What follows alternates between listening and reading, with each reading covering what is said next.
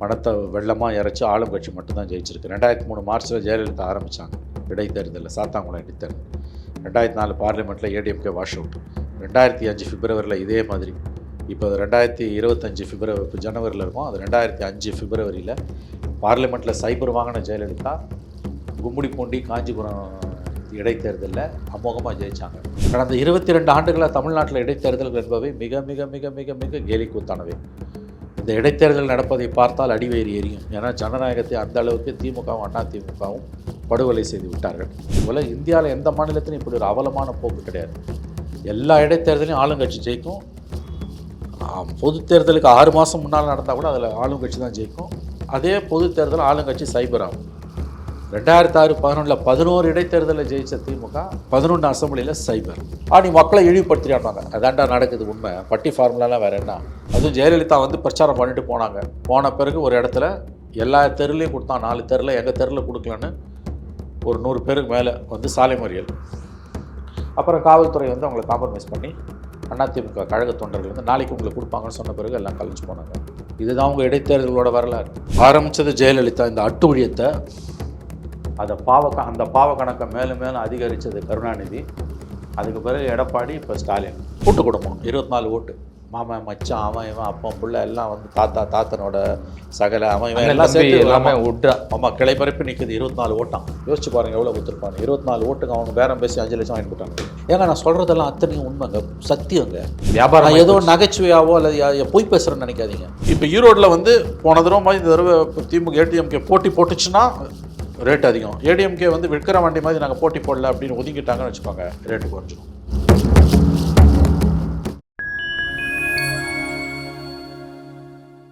Fine time voice நேயர்களுக்கு வணக்கம். நான் உங்கள் சங்கிமுகன். நம்ம சிறப்பு நிகழ்ச்சியில் நம்மோடு இணைந்திருக்கிறார் மதிப்பிற்குரிய மூத்த பத்திரிகையாளர் திரு மணி அவர்கள். வணக்கம் சார். ஈரோடு கிழக்கு இடைத்தேர்தல் ஸ்டார்ட் ஆகிருக்கு. அதுவும் பிப்ரவரி 5ஆம் தேதி தேர்தல் நடைபெறும்னு சொல்லி தேர்தல் ஆணையம் அறிவிச்சிட்டாங்க. சூடு பிடிக்கிறதா தேர்தல்கள்? சூடும் பிடிக்கல, குளிரும் பிடிக்கல. அது ஒன்றும். இது ஒரு தேர்தலை, இது ஒரு கேடுகட்ட இடைத்தேர்தல். இது கடந்த 25 வருஷமாக தமிழ்நாட்டில் இடைத்தேர்தல்கள் எப்படி நடக்குதுன்னு பார்த்தீங்கன்னா, இது இன்னொரு கேலி கூத்து அரங்கேற காத்திருக்கிறது தான் நீங்கள் புரிஞ்சு கொள்வீர்கள்.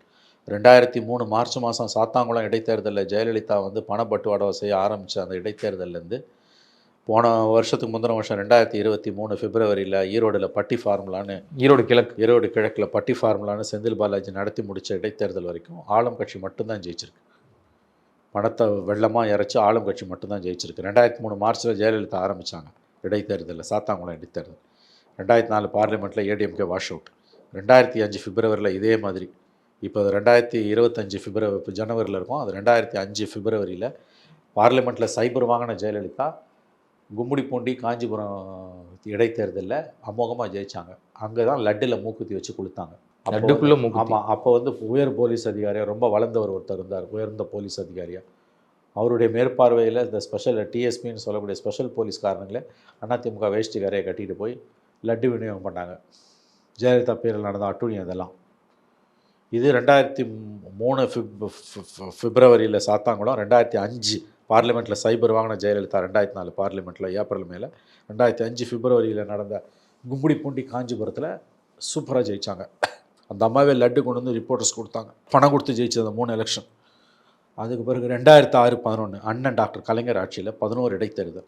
அதில் தான் திருமங்கலம் ஃபார்முலா வருது, அறிமுகப்படுத்துகிறாங்க. 11லேயும் திமுக அமோக வெற்றி.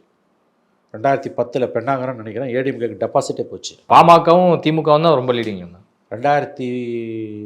2011 அசம்பிளியில் ஜெயலலிதா ஸ்வீப் பண்ணிட்டு வராங்க. ஸ்வீப் 200 வருஷத்துக்கு முன்னால் இடைத்தேர்தலில் டெபாசிட் அழிஞ்ச அதிமுக அதுக்கு பிறகு நடந்த பொது தேர்தலில் ஸ்வீப் பண்ணுது. திமுக எதிர்கட்சியாக கூட வர முடியல, வெறும் 23 சீட்டு. அப்புறம் 2011 21 வரைக்கும் ஜெயலலிதா எடப்பாடி பீரியட் நடந்த பை எலெக்ஷனில் எல்லாத்துலேயும் அதிமுக தான் வச்சு. 2021 திமுக ஸ்டாலின் கவர்மெண்ட் வந்தோன்னா 2 இடைத்தேர்தல் காஞ்சு. 2019 18 தொகுதி இடைத்தேர்தல் ஜெனரல் எலெக்ஷனோட சேர்த்து வந்தது. அதனால திமுக 13 ஜெயிச்சது. இல்லைன்னா அவன் அடிச்சிருப்பான். Very simple. கடந்த 22 ஆண்டுகளாக தமிழ்நாட்டில் இடைத்தேர்தல்கள் என்பவை மிக மிக மிக மிக மிக கேலிக்கூத்தானவை. இந்த இடைத்தேர்தல் நடப்பதை பார்த்தால் அடிவயிறு எரியும். ஏன்னா ஜனநாயகத்தை அந்த அளவுக்கு திமுகவும் அதிமுகவும் படுகொலை செய்து விட்டார்கள். ஆரம்பித்தது புண்ணியவதி ஜெயலலிதா. அதை முன்னெடுத்துட்டு போனது தமிழின தலைவர், உலகின் ஒப்பற்ற தலைவர் அண்ணன் டாக்டர் கலைஞர் அவர்கள். அதன் பிறகு எடப்பாடி பீரியட்லேயே அது அமோகமாக வளர்ந்தது. ஸ்டாலின் வந்தோடனே பட்டி ஃபார்முலா, செந்தில் பாலாஜி எல்லாரையும் மீறினார். டெய்லி காசு கொடுத்தாரு, 500 1000 ரூபாய். அதன் பிறகு விக்கிரவாண்டிலையும் பணமழை. அதனால் இது ஒன்றும் இல்லை, இது ஒன்றும் இல்லை. இப்போ எதிர்க்கட்சிகள் இந்த தேர்தலை புறக்கணிச்சா மக்களுக்கு போகிற பணம் குறையும்.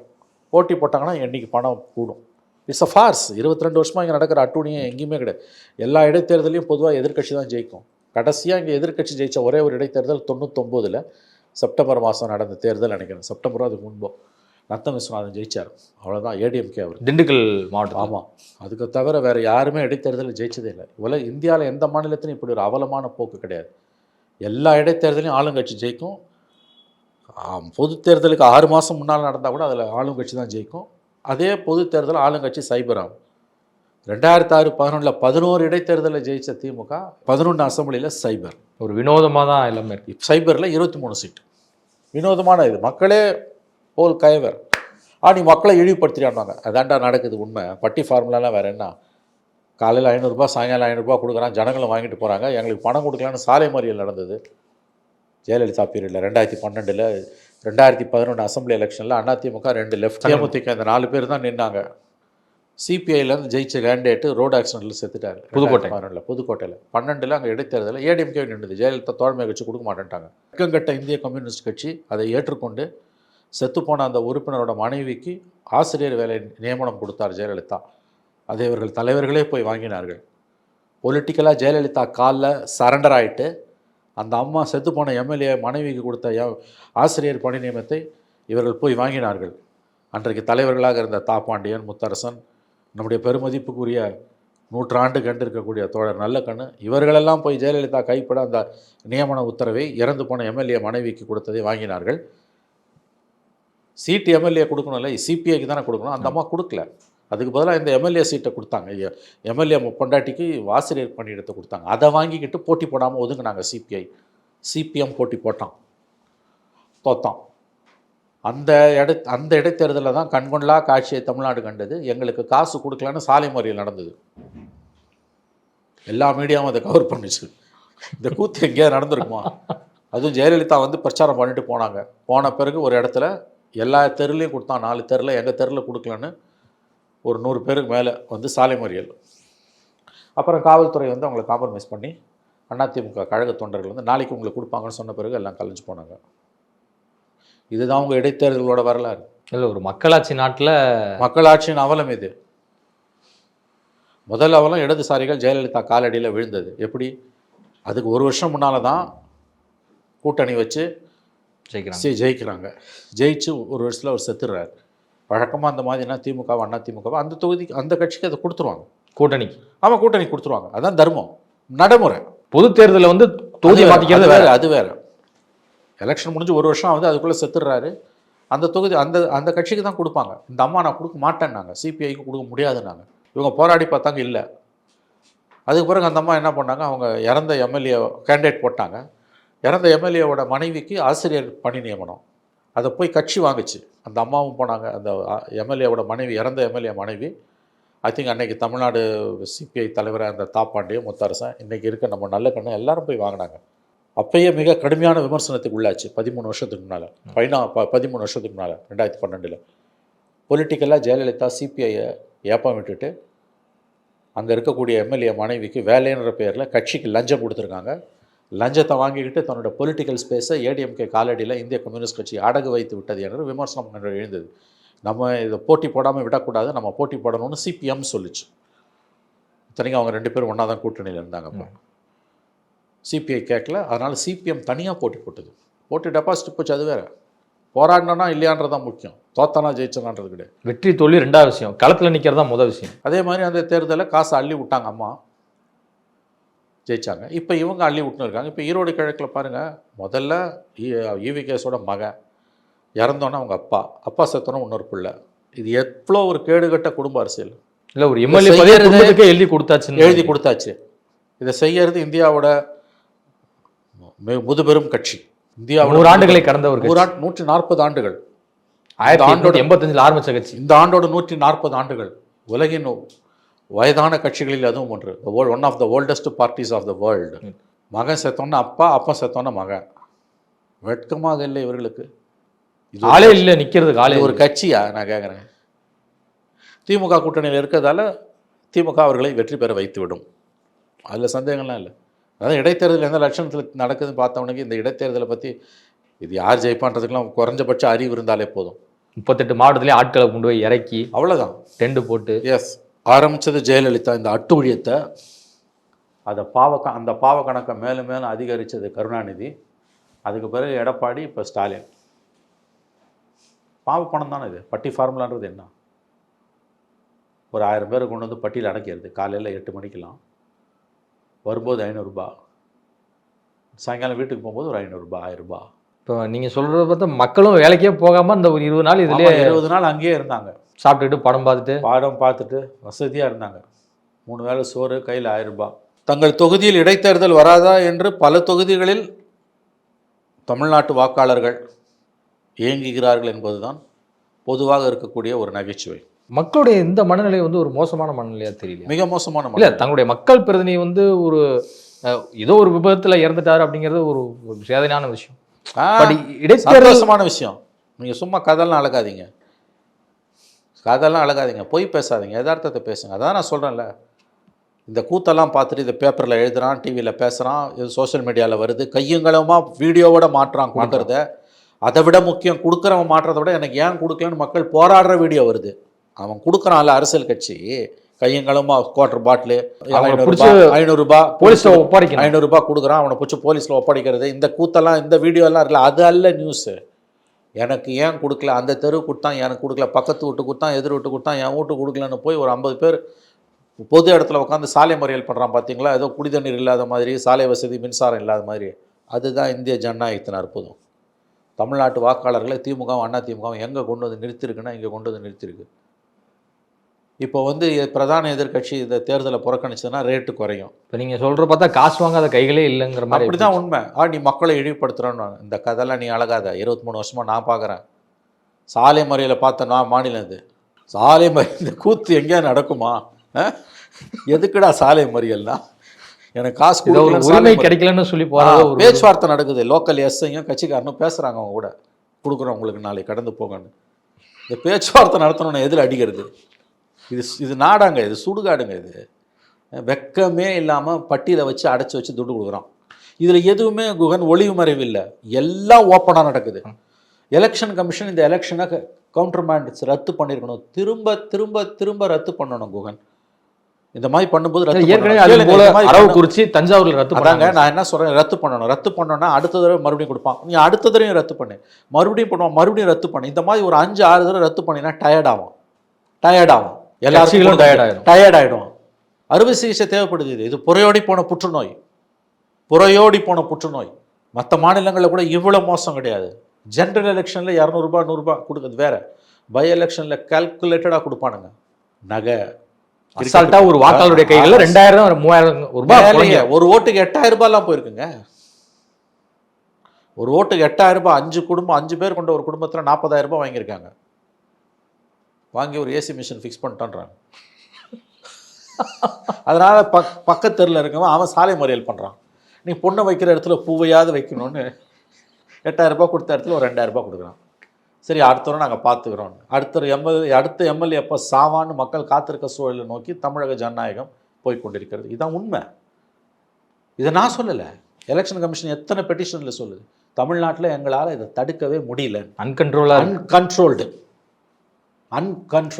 மக்களை கெடுத்துட்டானுங்க. நான் சொல்லலை, தங்களுடைய தொகுதியில் இடைத்தேர்தல் வராதா என்று மக்கள் இறைவனை வேண்டக்கூடிய காலகட்டத்தில் தமிழ்நாடு இருந்து கொண்டிருக்கிறது. நான் இறைவா ஐயனாரப்பா, நான் பொங்கல் வைக்கிறேன், படையல் போடுறேன், என் தொகுதி இடைத்தேர்தல் வரணும்னு. ஏன்னா அப்போ தானே இந்த ஒரு ஓட்டுக்கு 8000 ரூபாய் வரைக்கும் போதில்லை. யோசிச்சு பாருங்கள். 10 பேர் இருந்தால் அந்த ஒரு ஓட்டுக்கு எவ்வளோ? 80,000 ரூபாய். 12-14 பேர் இருந்தால் 1 லட்ச ரூபாய். 10 பேரில் மேலே இருந்தால் ஹோல்சேலாக வாங்கிடுறானுங்களாம். பைக்கு, கார், அது மாதிரி மொத்தமாகவே 8000 10,000 தாண்டி போகுது. 1 லட்சம் 1.25 லட்சம்னு ஒரு ஓட்டுக்கு 10,000க்கு மேலே போகுது. இப்போ 8 ஓட்டு வரைக்கும்லாம் இருந்துன்னா 5000 6000 பேசுறது. 10 ஓட்டுக்கெல்லாம் மேலே இருந்துன்னா எப்படின்னா, சாதாரணமாக 10 ஓட்டுக்கு மேலே இருந்ததுன்னா 1 லட்ச ரூபாய் 1.25 லட்சம் அது வரைக்கும்லாம் போகுது. இங்கே அரக்கோணத்தில் ஒரு ஒருத்தர் திமுகவில் முக்கியஸ்தர், கல்வி வள்ளல், அவர் ஒவ்வொரு தடவை எம்பி நிற்கும் போதும் அப்படி தான். இந்த தடவை அப்படி தான் ஜெயிச்சார் அவர். ஒரு ஒரு ஒரு வீட்டில் 24 ஓட்டான். ஒரு கூட்டு வீட்டுல குடும்பம் போல. கூட்டு குடும்பம் 24 ஓட்டு. மாமன் மச்சான் அவன் இவன் அப்பன் புள்ள எல்லாம் வந்து தாத்தனோட சகல அவன் இவன் அண்ணன் எல்லாம் தம்பி சேர்த்து எல்லாமே ஒட்டா. ஆமாம் கிளை பரப்பி நிற்குது. 24 ஓட்டான். யோசிச்சு பாருங்க எவ்வளோ கொடுத்துருப்பாங்க. 24 ஓட்டுக்கு அவங்க பேரம் பேசி 5 லட்சம் வாங்கி போட்டாங்க. ஒரு ஓட்டு கிட்டத்தட்ட 20,000 ரூபாய் வருது. அதில் வந்து 24 ஓட்டுன்னு சொல்லும்போது அவன் ஓட்டு இவன் ஓட்டெல்லாம் சேர்த்து வாங்கி தரேன். என் ஓட்டில் இவன் ஆடு மேய்க்க வரவன் அவன் ஓட்டெல்லாம் சேர்த்து வரும் சார். 24ன்றது ஆக்சுவலாக உங்களுக்கு 40 ஓட்டு வரைக்கும் வரும் சார். சும்மா அளந்து கணக்கு போட்டு 24 ஓட்டுக்கெலாம் நீ ஒரு ஓட்டுக்கு 2000 கணக்கு போட்டு 40 அப்படி கொடுக்க முடியாது. அந்த 10 தாண்டிச்சுன்னா அது ஹோல்சேல் ப்ரைஸு. ஹோல்சேல் ப்ரைஸ் அதிகம். வழக்கமாக ஹோல்சேல் ப்ரைஸ் குறைவில்லை, இது அதிகம். ஏங்க நான் சொல்கிறதெல்லாம் அத்தனையும் உண்மைங்க, சத்தியங்க. வியாபாரம் ஏதோ நகைச்சுவையாவோ அல்லது பொய் பேசுகிறேன்னு நினைக்காதீங்க. இந்த எலெக்ஷன் எப்படி 20 வருஷமாக தமிழ்நாட்டில் என்ன நடக்குதுன்னு பார்த்தவனுக்கு நான் சொல்கிறது புரியும். அவன் எந்த கட்சியாக இருந்தாலும் மனசாட்சி உள்ள கட்சிக்காரனுக்கு புரியும். 24 ஓட்டு ஹோல்சேலாக 5 லட்ச ரூபா கொடுத்து வாங்கியிருக்காரு, ஜெயிச்சிட்டாரு. ஃபாசிசம் வந்துடும் இல்லாட்டி உள்ள. இந்த டைலாக் 5 லட்ச ரூபாய் கொடுத்து நீ 5 லட்ச ரூபாய் வாங்கி அவருக்கு ஓட்டு போடலன்னா ஃபாசிசம் உள்ளே வந்துடும். நீ சங்கி நீ பிச்சு போடுவான் பிச்சு, ஃபாசிசம் வந்துடும் உள்ள. 5 லட்ச ரூபாய் வாங்கின்னு ஒழுங்காக ஓட்டு போட்டுருவேன். உருப்பிடுமா இந்த நாடு? இதை அடுத்த கூத்து இப்போ பார்க்க போகிறீங்க. ஈரோட்டில் இப்போ பார்ப்பீங்க எல்லாரும். நம்மளும் களத்துக்கு போகலாம். ஒரு 2 பாருங்க, நீங்கள் போய் பாருங்க நான் சொல்கிறது என்னன்னு. இதில் இந்த எதிர்கட்சிகள்லாம் எலெக்ஷனை புறக்கணிச்சா. பொங்கல் வேற இடையில வந்து பொங்கல் வேற வந்துருச்சு. இப்போ பொங்கலுக்கும் கொடுத்தாங்க, பொங்கலுக்கும் சேர்த்து கொடுத்தாங்க. இப்போ பொங்கலுக்கு வேலை 1000 ரூபாய் கொடுக்கல. அவங்க இன்னும் மக்கள் கொதிநிலையில் இருப்பாங்க. அவங்களை குஷிப்படுத்துறதுக்கு திமுகவுக்கு கூடுதல் ஜனநாயக ஓட்டு போடுறப்ப ஒன்று, பொங்கல் நேரத்தில் ஒன்று. திமுகவுக்கு கூடுதல் ஜனநாயக கடமை இருக்குது. ஓகே, புரியுதா? கூடுதல் ஜனநாயக பொறுப்பு திராவிட முன்னேற்ற கழகத்துக்கு இருக்குது. அதிமுக பாஜக ஏடிஎம்கே இப்ப களத்துல நிக்கலன்னா ரேட்டு குறையும். ஏடிஎம்கே வந்து ஈரோடு இதெல்லாம் வேற இருக்கு வியாபாரத்துல. ஆமா, ஏடிஎம்கே வந்து பட்டி ஃபார்முலா இருக்கும்போது களத்துல இருந்தது, அதனால வந்து பட்டி ஃபார்முலா வந்தது. இல்ல ஏடிஎம்கே களத்துல இல்லன்னு வச்சுக்கோங்க. விக்கிரவாண்டியில ஏடிஎம்கே இல்ல, அதனால ரேட்டு குறைஞ்சது. இப்ப ஈரோடுல வந்து போன தடவை இந்த தடவை திமுக ஏடிஎம்கே போட்டி போட்டுச்சுன்னா ரேட் அதிகம். ஏடிஎம்கே வந்து விக்கிரவாண்டி மாதிரி நாங்கள் போட்டி போடல அப்படின்னு ஒதுங்கிட்டாங்கன்னு வச்சுக்கோங்க, ரேட்டு குறைஞ்சிரும். அப்போ தொகுதி மக்கள் வந்து ஏடிஎம்கே கிட்ட ஒரு கோரிக்கை மனு அளிப்பாங்க, நீங்கள் போட்டி போடுங்க, நாங்கள் வேறு கஷ்டத்தில் இருக்கோம், ஏன்னா பொங்கல் பரிசு வேறு ஸ்டாலின் கொடுக்கல, நிதி நெருக்கடின்ட்டாரு, நல்ல வேலை எம்எல்ஏ செத்தாரு, பொங்கல் செலவு அடுத்து தைப்பூசம் ஆண்டவனா பார்த்து எங்களுக்கு கொடுத்த வரப்பிரசாதம் எங்கள் எம்எல்ஏ செத்தது, தைப்பூசம்லாம் வருது, பொங்கல் வருது, கொஞ்சம் பார்த்து செய்யுங்க அப்படின்னு. நீங்கள் தேர்தலில் போட்டி போடுங்க, போடலன்னா எங்களுக்கு ரேட்டு குறைஞ்சிடும். இதில் எதுவுமே ஒளி மறைவில்லை. நான் சொல்கிறேன், அத்தனை பேரும் சாட்சி, ஒட்டுமொத்த மீடியா சாட்சி, சிவில் சமூக சாட்சி, எலெக்ஷன் கமிஷன் சாட்சி, எல்லாரும் சாட்சி. இந்த அட்டூழி எங்கேயாவது நடக்குமா? எந்த மாநிலத்திலும் இந்த அயோக்கியத்தனம் கிடையாது. மக்களையும் கெடுத்து குட்டிசோராகிட்டானு. நான் சொல்ல, சாலை மறியல் பண்ணுற லெவலுக்கு போச்சுன்னா என்ன அர்த்தம்? சாலை மறியலுக்கு போச்சு, அதான் ஒரே வழி தான் இது. என்ன கேட்டிங்க, காசு கொடுத்தா ஓட்டு பூத்து வரேன், எத்தனை தடவை ஆனாலும் பரவாயில்ல, திரும்ப திரும்ப திரும்ப எலெக்ஷனை கவுண்டர்மேண்ட் பண்ணணும். 6 மாதத்துக்கு மேலே தொகுதி காலியாக இருக்கக்கூடாதுன்றாங்க. அதெல்லாம் ஒன்றும் கிடையாது, என்னால் நடத்த முடியல, ஏன்னா ஜனங்கள் அவ்வளோ கெடுக்கிறானுங்க. கவுண்டர்மேண்ட் பண்ணு, இந்த தடவை மறுபடியும் எலெக்ஷன் நோட்டிஃபிகேஷன் ஃப்ரெஷ்ஷாக ஆரம்பிக்கணும், மறுபடியும் கொடுப்பான், மறுபடியும் கவுண்டர்மேண்ட் பண்ணு, மறுபடியும் கொடுப்பான், மறுபடியும் கவுண்டர்மேண்ட். நான் ஓப்பனாக சொல்கிறேன், 4லேருந்து 5 தடவை கவுண்டர்மேண்ட் பண்ணால் 6வது தடவை 7வது தடவை நடக்கும்போது வரவே மாட்டான் கிட்டக்க. அப்படியே இருந்தாலும் குறையும், நல்லா குறையும். மினிமைஸ் பண்ணால் கூட போதும். இல்லை, பழனியில் பண்ணார் 1993-94 டிஎன் ஸ்டேஷன் இருக்கும்போது ஜெயலலிதா பீரியடில் பழனி இடைத்தேர்தல் இப்படி தான் பண்ணார். திரும்ப திரும்ப பண்ணார். 2 தடவை ரத்து பண்ணார். 3வது தடவை கோர்ட்டுக்கு போய் ஜெயலலிதா பர்மிஷன் வாங்கிட்டு வந்தாங்க. ஆனால் அதுலேயே ஒரு எஃபெக்ட் இருந்தது, இதே மாதிரியான அட்டூழியம். அப்போ வந்து ஓட்டர் லிஸ்ட்டை மேனிப்புலேட் பண்ணுறது, பணம் கொடுக்கறது 99 மார்ச்சில் ஜெயலலிதா, 2003 மார்ச்சில் ஜெயலலிதா ஆரம்பித்தது. அதுக்கு பிறகு இது கருணாநிதி பீரியடில் 2006-11 திருமங்கலம் ஃபார்முலா 2000 ரூபாய், ஆக்ஸ்போர்ட் டிக்ஷனரி வரைக்கும் போச்சு பேர் திருமங்கலம் ஃபார்முலான்னு. அப்போ தான் மக்கள் வந்து எங்கள் தொகுதியில் இடைத்தேர்தல் வராதான்னு மீனாட்சி அம்மன் கோயிலில் சிறப்பு பிரார்த்தனைலாம் நடக்குதுன்னு ஜோக்கெல்லாம் வந்தது. மதுரை, ஆமாம், மதுரை சுற்றி இருக்கக்கூடிய பகுதி மக்கள், திருமங்கலம் மதுரையில் இருக்க ஒரு தொகுதி, அந்த மாவட்டத்தில் இருக்க இதர தொகுதி மக்களும் எங்கள் தொகுதியிலும் இடைத்தேர்தல் வேண்டும் என்று சிறப்பு பிரார்த்தனைகள். ஆனால் அந்த தேர்தலில் டெய்லி பிரியாணியிலிருந்து சிறப்பு பூஜைகளை, பிரியாணியிலேருந்து எல்லாமே எல்லா செலவையும் தாண்டிங்க 2000 ரூபாய் கொடுத்தது அப்போ தாங்க ஆரம்பிச்சது. பீக்குக்கு போனது அப்போ தான், பீக்கை தொட ஆரம்பிச்சது. ஆனால் ஈரோடு கிழக்கில் வந்து எதிர்க்கட்சி வேட்பாளர் ஓட்டு கேட்டு ஈரோடு செந்தில் பாலாஜி தலைமையில் புதிய சரித்திரம் படித்தாங்க. எல்லாரையும் கொண்டு போய் உட்கார வச்சுட்டான். காலைல வந்து வரும்போது 500 ரூபாய், சாயங்காலம் போகும்போது 500 ரூபாய், 1000 ரூபாய், 15 நாள் 15,000 ரூபாய் ஒரு ஓட்டுக்கு. இல்ல என்டிகே வேட்பாளர்லாம் தெருவுக்குள்ள ஓட்டு கேட்டு போகும்போது வாக்காளர்களே வீடு எல்லாமே பூட்டிட்டு எல்லாம் போட்டிட்டு இருக்காங்க, நீ வராதீங்க. இப்போ இந்த மறுபடியும் இந்த ஜனநாயக அற்புதத்தெல்லாம் நீங்கள் பார்க்க போகிறீர்கள். வாழ்க ஜனநாயகம். இதுவரை உங்கள் பல்வேறு கருத்துக்கள் நன்றி சார். நன்றி சார்.